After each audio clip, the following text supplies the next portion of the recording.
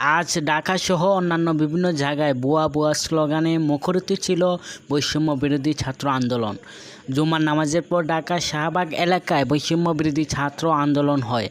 আন্দোলনরত শিক্ষার্থীর উপর হামলা চালায় পুলিশ। এদিকে রণক্ষেত্রে পরিণত হয় সিলেট। পুলিশের গুলি এসে লাগে একটি শিশুর উপর। এছাড়াও শান্তিপূর্ণভাবে চলে সারা দেশে কর্মসূচি।